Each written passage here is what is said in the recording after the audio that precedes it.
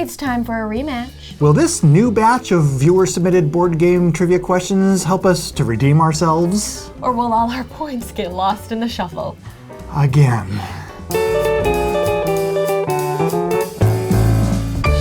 Paula. Chaz! You may remember. This makes me laugh every time you say my name at the start of the episode. Oh, well, I'm glad that I can spread a little cheer your way each day, because the last time that we answered your board game trivia questions, It was your fault. it ended in defeat for both of us, and we lost all of our points. We busted, both of us. The viewers are back with 5 more questions. And you can play along with us at home and let us know in the comments what your score ends up being. That's true. All you will need in order to play along is several little poker-type chips, a whiteboard, a pen, a whiteboard wiper, an internet connection. A Chaz. Oh, and a Paula. Yeah. Some lights and cameras. Wait, you know what? Actually, all you need is your dome. Just bring your brain, and I think that you'll be ready to go. Are you? That's what I forgot last time. My brain. Also, another way that we're going to mix this up this time is that we are going to place our wagers after we actually see what each question is. Try to give ourselves a fighting chance this time, I think. Fighting chance instead of going in completely blind. Okay, so you got 10 chips. Yep, Your 10 I've points. got 'em. All right, let us start with the first question, which is going to come from viewer Sheldon Boyarsky. Ooh. All right, and Sheldon Boyarsky has a Blue Sky account, which is Borarski. go give Sheldon a shout out and let him know that you enjoyed the trivia question, which is number 1 and is thusly. What is the name of the dome-shaped clear plastic button encasing the dice in Trouble? Is it A, the Trouble Bubble, B, the Bop and Pop, C, the Popper, or D, the Pop-O-Matic? I'm going to start off conservative with a bet of 3. I'm feeling very confident, so I'm betting 5. And I hope that this confidence is well placed and not one of those lies I tell myself. Those are the best lies. Did you play Trouble growing up? No, but I was really big into G.I. Joe, and I know which one of these is a G.I. Joe reference. Interesting. Well, I did play this game growing up, and I think I have this right. We'll find out. All right, well, I picked D. I picked D, the Pop-O-Matic. Oh, the pop-up. That does sound familiar. I have never played a game of Trouble. Wow, Yeah. really? But I do know that the Trouble Bubble was the name of Cobra's little white pods that would jump around. So, yep. And that means I also won 3 Well, points. we don't know if it's right. You haven't revealed the answer. Just because I'm confident doesn't mean it's definitely right. You blinded me with your confidence. And the real answer is indeed the Pop-O-Matic. Yeah, baby. Now give yourself your additional points. 5 points. All right.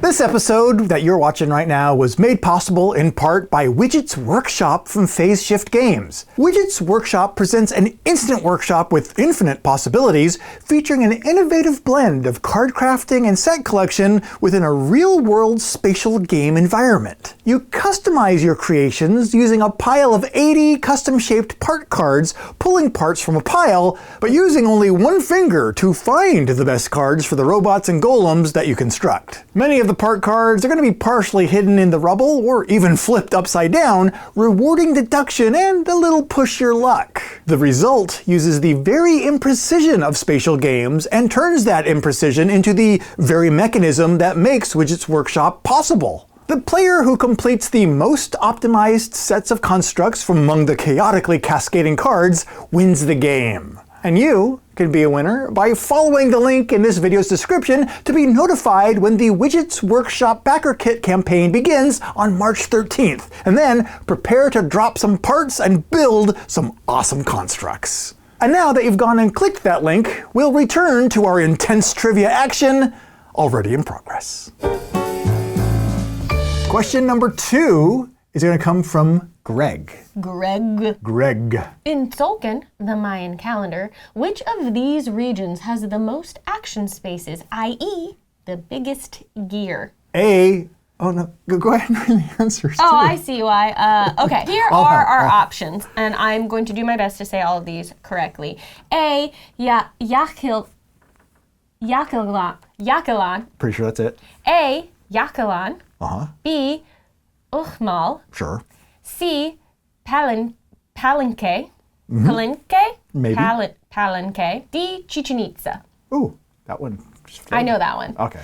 And if I said any of those incorrectly, I'm really sorry. I did my best. You know what? If anyone has a beef with you, they can come through me. I will fold like a deck of cards, But you've worn them out a little. Exactly. Before Yeah. they get Little to me. bit of resistance. Little tiny. I am not confident at all. I have no idea what the answer is, so I'm only gonna bet. I'm not doing it secretly. I'm only betting one. You do you. Well, I'm gonna bet 3 again, just because I gotta make some headway. This is another game I've never played. Yeah. I've never played this I've game. seen the Mayan kind of like Yep, disc yep. in Mexico City. Do you feel that that experience is helping you answer this question? I feel like it helped me try to say some of the names of the places. Okay. And that's it. Okay. I went with A. I went with A. Oh no! Jinkies! Okay, well, this time I'm not tricking myself into thinking the answer actually is A. We're actually going to look and see what it is. Yeah, this was a total random guess for me, so. It is D. Should have said Chichen Itza, which I almost did, but I didn't. Oh, you know what? It makes sense because perhaps that's the most common one, so they made it Yeah. the largest. Yeah. I will wipe these away. Goodbye, single point. Goodbye, single points. Question number 3 is going to come from Vickery. Tom Vickery. Oh, Tom Vickery indeed. Tom Vickery, who is... Zumhuriger on Blue Sky. Thank you, Vickery, Tom, for submitting the following question. Which of the following was not co-designed by Simone Luciani? Wow, we didn't know this, but one of the answers is related to our last question. So A, Teotihuacan, City of the Gods. B, Tzolk'in, the Mayan calendar. C, Barrage. Or D, Grand Austria Hotel. Oh my word. Wow, I really don't know. I'm going to say 2 in the hopes that I guess better than last time. Oh boy. I'm gonna have to bid 5. I'm gonna hope I get lucky. Wow, do you think you know this? I think I do not know this. And this is a co-design, so this might not even be the main name on the box. Oh my word. Do you know what I mean? All right. Here we go. I went with A. I went with A. Oh Stop my. it, Chaz. I went with Teotihuacan, City of the Gods, because I know that is designed or published by Board and Dice, and I just don't recognize the name Simone as a Board and Dice designer. I almost went with Tzolk'in because it was our last question. Because I was like, I just don't think that Tzolk'in and Teotihuacan are designed by the same person. Like, I don't think that's going to be the same team. Either that or it definitely is, because they're similar themes. Well, the correct answer is A, Teotihuacan. I think you'll have pulled ahead of me now, Oh, probably, right? that- With your wager there. That's how it's done. Oh, I almost gave these points away. No, I get them. I get 2 more. This game is easy for you for points away. This question comes from Tentarolus. Hi, Tan. Thank you so much for your question. All right. Which Spiel des Jahres by Wolfgang Kramer is considered to be the first appearance of the Kramer Liste? The victory point track around the game board's border. I didn't even know that had a name. Wow. That's... And also, I'm just now realizing that Wolfgang Kramer is not, in fact, Wolfgang Warsch, which is who I thought of when I first said the name. But of course, those are 2 different people. So, A, Top Secret Spies, Heimlich & Co. B, Convoy of Arsch. My German is as good as my Spanish. C, Tikal. D, El Grande. I don't even know, is it possible that any of these games don't have the point tracker around the board? Would you be sneaky like that, Tantarolus? Possibly. I'm gonna bet 3.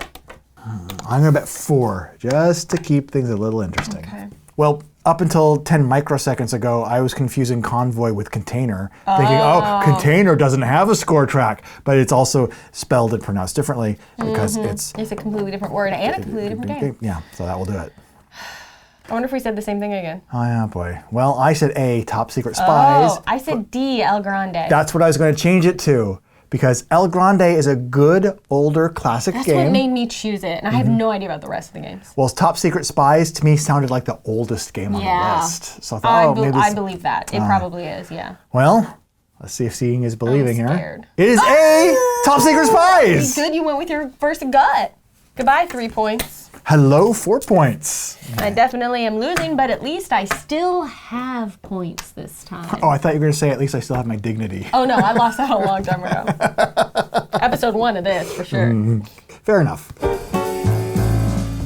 Going into our final question. Well, I'll tell you without even seeing it, I'm going all in. I think that's the only answer, to go all in on this one. I think you're right. And the question is coming from Abadab/Andrew R. And they have a Linktree page, which I believe is full of whole sorts of links that you can explore. Cool. So go check Abadab/Andrew R's Linktree page and thank them for contributing to this episode. And I'm going to thank them because I think I know the answer to this question I just looked at. Why don't you read it for us, Chaz? Oh no.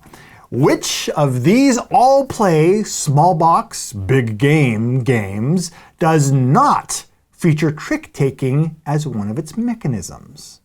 Is it A, sail, B, pies, C, mori, or D, lure? Oh, do you think you know this? I'm most familiar with sail. Sail! Is lure on the list simply to lure me into picking that one? Ooh, sneaky. Pies and mori I know of, but I haven't played. Now, pies, but just going by the names, pies sounds like a game that would involve trick-taking. You're collecting pies. Makes sense. You're collecting fish with lure. You're collecting dead bodies in mori. You should write BGG game descriptions, is what you should do. In this game, you're collecting dead bodies. No, Paula, you can't just put that in every game. I'm locked in with my answer. You know what I'm doing? What? Just after saying that I think pies naturally lends itself to trick-taking, I selected pies thinking my instincts would be completely wrong. I'm pretty sure it's lure, a game where you roll dice and those dice let you collect cards. So unless there was also a trick-taking aspect to that that I'm not remembering. Ooh, well, let's find out. Sail and mori definitely are trick-taking games. Let's find out. The all-play game that does not include trick-taking is indeed lure. It is indeed lure. 1, 2, 3, 4, 5, 6, 7, 8, 9, 10, 11, 12, 13, 26 points. Ha! How many did you get? Did you bust completely? That we could, maybe next time we play this, that will be the goal of the game, because I'd be up too. Let us know if you got at least 26 points or more, because hearing that someone beat Paula's score is the only chance for any joy I have left today. Do Chaz a favor. Help him out. I'm actually just really excited that Abadab had this as their question, and I happen to know the answer, and I happen to go all in. We're going to let Paula count her vast riches here, yes. And we'll be right back with a game night pick for your next game night to pick. It's a game. And you can pick it. And then play it. Because that's what you do with games.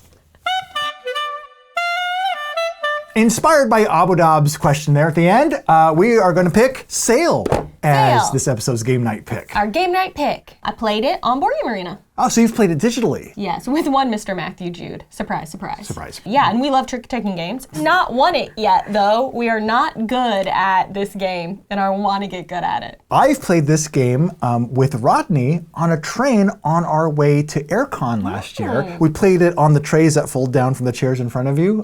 It's cool. It really is an interesting take on trick-taking, especially trick-taking for 2 players. You're trying to like play your cards out to win tricks in a very specific way to get your little boat to sail through this map full of dangers, and it takes a special kind of like communication and kind of like trying to be on the same page as each other to figure out exactly what you need to do to make it happen. And I think it's really cool if you like trick-taking games, especially 2-player games. 2-player trick-taking game is quite the, tricky needle to thread there. Yes, yes it is. It's a real trick to make a good 2-player trick-taking game. Indeed. It's even trickier to come up with a synonym, homonym? Synonym. It's even trickier to come up with a we're done with the episode. Thanks for watching. We'll talk to you later.